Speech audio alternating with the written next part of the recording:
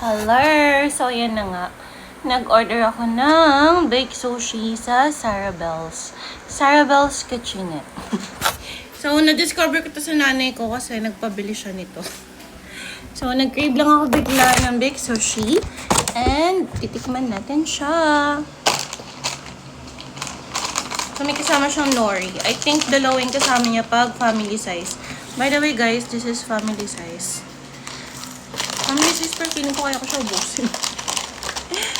Kaya pala sabi ng mommy ko, yung barkada kasi yung binili ko sa kanya, sabi niya, nabitin siya. So, tingnan natin. So, let's taste it. Manipis lang pala siya.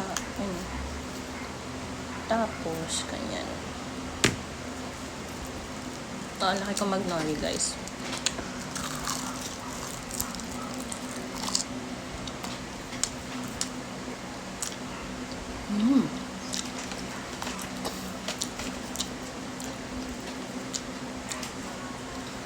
Yes, malasa siya. Kumaha ko sa medyo parang lutong part.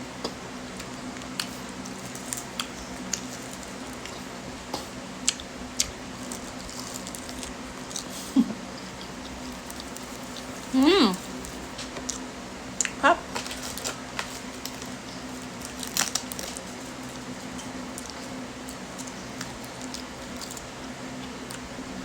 Hap na.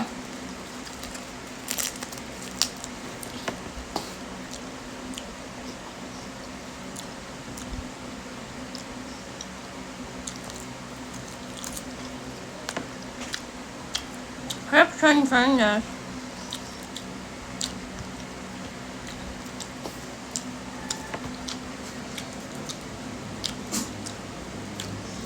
Ang paka. Pakapatay gutom.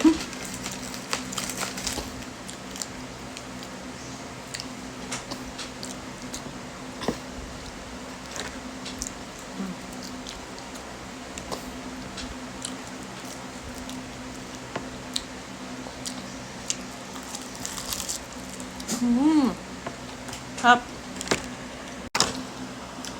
Tapos next naman natin tikman yung truffles. Dalawa yung order ko. Biscoff and Nutella. Kasi matakaw tayo.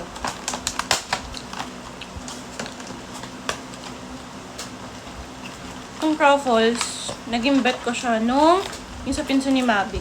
Nagbebenta din kasi sila nito. Ang sarap yung gawa nila. Shout out, Mad Kitchen. Wait lang, tikman ko.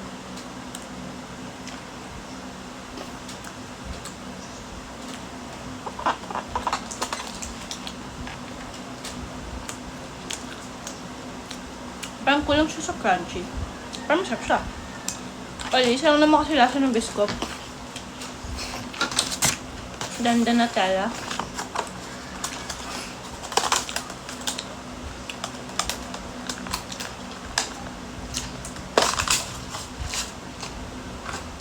Ganda.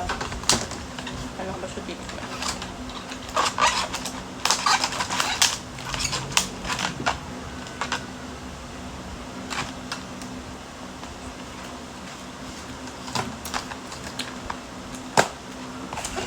Oo nga.